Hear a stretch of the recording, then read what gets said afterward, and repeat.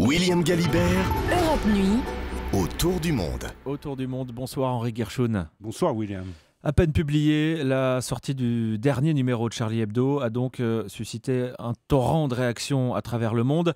Réactions pour la plupart virulentes. Il y a ce drôle de paradoxe, la France était dimanche dernier le centre du monde, le centre de la lutte contre le terrorisme. Ce soir, Paris semble plutôt être devenue la capitale du blasphème et malheureusement, ça n'a rien d'étonnant. C'est vrai, c'était assez prévisible, comme l'était d'une certaine façon la réaction de l'équipe des survivants de Charlie Hebdo, qui ne voulait en aucun cas montrer que le malheur l'avait intimidé et qui a choisi de faire un baroud d'honneur en hommage aux disparus et aussi par fidélité à cette culture de la provoque qui reste et restera la marque du titre. Alors, c'est vrai qu'on a pu s'étonner dimanche à Paris de la présence dans le cortège officiel de représentants de certains pays qui ne brillent pas particulièrement pour leur respect des droits de l'homme ou des droits de la presse. Ce n'est pas un secret, il y en avait même dont l'attitude envers le terrorisme ou les groupes djihadistes a longtemps été, disons pour le moins, ambiguë. Mais il ne fallait pas bouder notre plaisir de constater à quel point le monde était solidaire de la France dans l'épreuve. Et c'est vrai aussi que l'émotion avait un peu gommé les paradoxes ou les incongruités de ce rassemblement inédit de chefs d'État.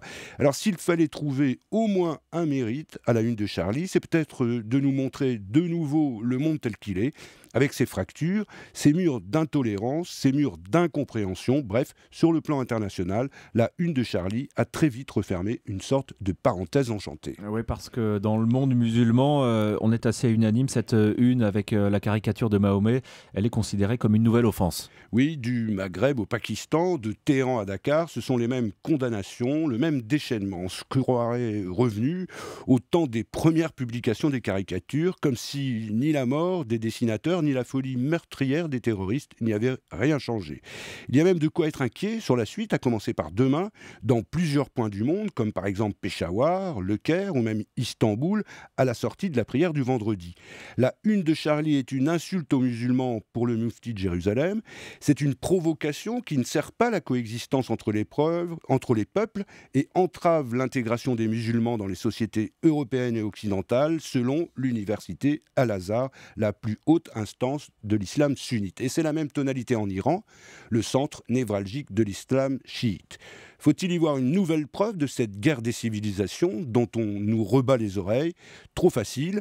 Le patriarche des Coptes d'Égypte, la plus grande communauté chrétienne du Moyen-Orient, a lui aussi condamné la caricature. D'ailleurs, comme le pape François lui-même, qui rappelle qu'on ne peut tuer au nom de Dieu, mais qu'on ne peut pas non plus insulter la foi des autres, ni la tourner en dérision. Alors, Charlie Hebdo est donc aussi, par ses provocations, volontairement ou non, le révélateur de cette complexité. Alors on ne va pas se risquer à tirer des conclusions sur l'état du monde à partir de ces réactions, notamment du monde musulman, mais il y a quand même, Henri, un constat à faire. Oui, un simple constat, à la fois consternant et un peu prévisible, que je préfère illustrer, William, par quelques exemples.